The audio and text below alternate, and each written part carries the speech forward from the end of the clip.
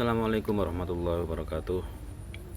Saudara-saudara, dulur-dulur, ini ya penjelasan dari Gus Yahya Stakuf, Ketum PBNU. Ini menurut saya penjelasan yang sangat penting. Ya, selain juga sangat jelas. Jelasnya kenapa? Karena di sini benar-benar dibedakan. Kalau kita bicara pengertian, bicara definisi, itu fungsinya adalah membedakan satu hal dengan hal yang lain. Nah, di sini Gus Yahya sudah membedakan dengan sangat jelas gamblang apa bedanya Ahlul Bait, Alu Muhammad, Dzurriyyah, dan satunya lagi Itrah. Ya. Kalau Ahlul Bait itu Ali, Fatimah, Hasan, Husain, dan itu definisi itu berdasarkan pada peristiwa bahwa Nabi Muhammad pernah menggunakan selendang untuk melingkari mereka berempat, kemudian Nabi menunjuk bahwa inilah Ahlul Baitku. Ya, meskipun ada juga pendapat-pendapat lain yang mengatakan bahwa Ahli Bait itu ya tidak hanya itu, tetapi orang-orang yang memiliki garis keturunan atau keluarga Nabi Muhammad yang baik itu dari Abdul Muthalib sampai ke bawahnya, dan juga istri-istri Nabi. Ya, ada yang mengatakan itu Ahlul Bait itu termasuk istri-istri Nabi, ya kan. Nah, tetapi dasarnya tidak lebih kuat daripada apa yang dijelaskan oleh Gus Yahya ini.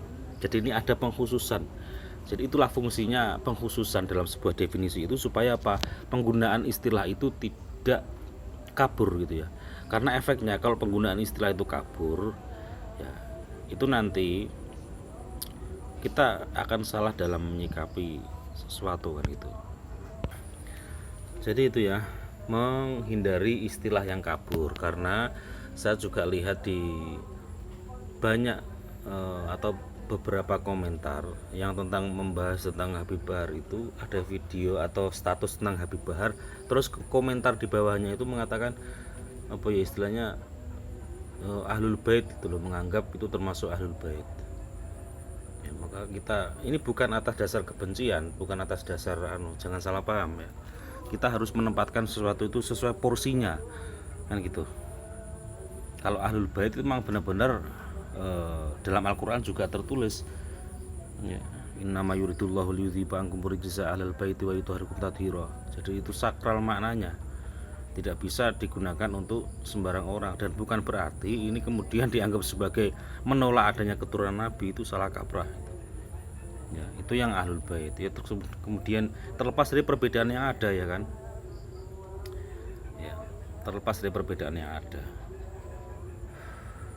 karena pengertian yang spesifik, yang jelas, yang terbatas itu lebih kuat kemungkinan benarnya dibandingkan pengertian yang sifatnya sangat umum, ya kan. Kalau yang mengatakan bahwa istri-istri Nabi itu termasuk Ahlul Bait atau keluarga dari Abdul Muthalib itu termasuk Ahlul Bait semua, nah itu kan pengertiannya masih luas, artinya belum ada pengkhususan dari Nabi sendiri. Nah, jadi di sini jelas. Saya lebih masuk akal buat saya bahwa Ahlul Bait itu memang seperti yang dijelaskan oleh Gus Yahya ini, yaitu Ali, Fatimah, Hasan, Husain. Pengertian Ahlul Bait sendiri kan penghuni rumah kan gitu. Nah, terus setelah itu ada Itrah ya. Jadi Itrah itu keturunan Ahlul Bait yang terus menerus alim. Keturunan misalnya Hasan, Husain ke bawah, Ali Zainal Abidin, terus siapa lagi, beliau tidak melanjutkan sampai ke bawah itu. Yang jelas satu keturunan, satu garis yang itu alim semua ya. Sampai hari kiamat terus, jadi kealimannya terjaga. Jadi ada peninggalan Nabi itu yang terjaga, yang berupa nasab kan gitu, nasab ya. Itu yang Itrah. Yang Itrah itu kealimannya terjaga, dan itu turun temurun, sesuatu yang terjaga betul, kealimannya ya terjaga betul. Kalau alim itu ya sudah pasti, ke alim ya tawadhu ya semuanya, akhlaknya dan seterusnya semuanya.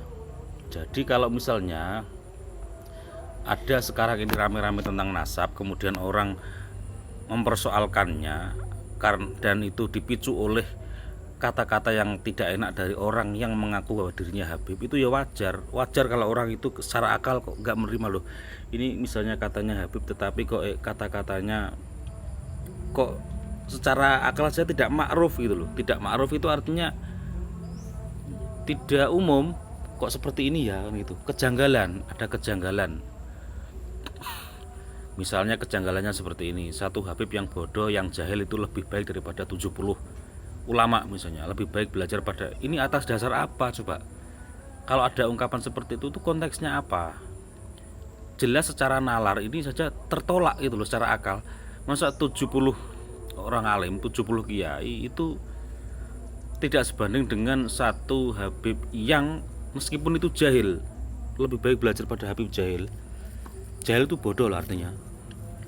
Loh, kita belajar kan ingin mencari ilmu, kok belajar sama yang jahil ini atas dasar apa coba? Kan secara akal saja tidak ma'ruf.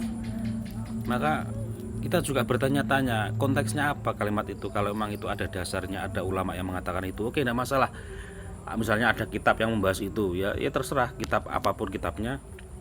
Karena toh kita juga sama-sama berpegang pada kitab Al-Quran dan buktinya juga banyak perbedaan itu.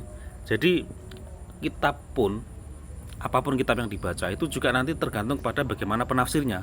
Saya lebih ke arah sini, bagaimana kita menalar, bagaimana kita punya filter terhadap pernyataan, filter terhadap data-data dari luar. Itu yang nomor pertama, yang paling penting itu sebenarnya ya, itu paling penting. Sebelum kita membaca, apakah pikiran kita itu sudah siap dengan kebenaran atau belum, kan gitu. Jadi sangat nggak masuk akal kalau misalnya belajar kepada orang bodoh tapi dia Habib itu lebih baik daripada 70 kiai ya, 70 atau berapa gitu ya. Enggak gitulah. Untuk menjadi orang alim, untuk menjadi kiai itu tantangannya berat ya. Belajar harus punya akhlak, harus ya kan. Kiai yang bener-bener ya, berat bro. Terus direndah-rendahkan, disuruh cium cium kaki dan sebagainya. Wah kacau gitu loh. Jadi kita ini nggak pernah mengingkari nasab Nabi. Kalau ada nasab Nabi Muhammad, kita saja mendengar kata keturunan Nabi Muhammad itu dalam hati kita itu sudah auto cinta gitu loh. Auto cinta kita mendengarkan itu. Artinya ada cipratan dari Nabi yang berupa keturunan. Itu kita sudah senang karena ada unsur Nabi Muhammadnya. Itu kita senang. Jadi kalau misalnya sekarang ada orang yang mempertanyakan itu sebenarnya bukan karena dia tidak percaya dengan adanya keturunan Nabi, akan tapi sedang mempersoalkan ada orang yang mengaku keturunan Nabi tetapi janggal secara kata-kata, janggal secara bukan menegakkan kebenaran. Kalau menegakkan kebenaran dengan cara seperti itu, ya jangan lupa Anda ini hidup di Indonesia yang mayoritas Islam, yang tidak ada orang yang misalnya terang-terangan melarang orang untuk ibadah, terang-terangan untuk menyikat Islam dan sebagainya. Jadi kalau selama itu masih dalam wilayah tafsir, dalam wilayah perbedaan, ya jangan kencang-kencang kalau ngegas kan gitu. Ya. Maka saya bergembira sekali ada keterangan ini dari Gus Yahya. Di semua harus banyak orang yang tahu lah tentang ini ya. Tadi yang itroh. Nah setelah itu ada duriyah. Nah duriyah ini semua keturunan Nabi baik yang alim maupun yang tidak ya kan. Kalau Habib itu kan istilah khusus dari keluarga Ba'alawi, itu Habib ya. Nah, gitu. Dan tidak semua keturunan Nabi itu dipanggil Habib. Ada juga yang Sayyid Ali Al-Maliki ya jelas ya. Mudah-mudahan ini semakin jelas lah ya. Jadi kita juga beragama ya dengan nalar, nggak usah terlalu mengkultuskan, terlalu berlebihan ya, tetap mencintai keturunan Nabi tapi ya dengan nalar kita, supaya kita tidak terjerumus pada kesalahan, supaya kita bisa adil menempatkan sesuatu sebagaimana mestinya. Ya segitu aja. Assalamualaikum warahmatullahi wabarakatuh. Allahumma sholli ala Muhammad.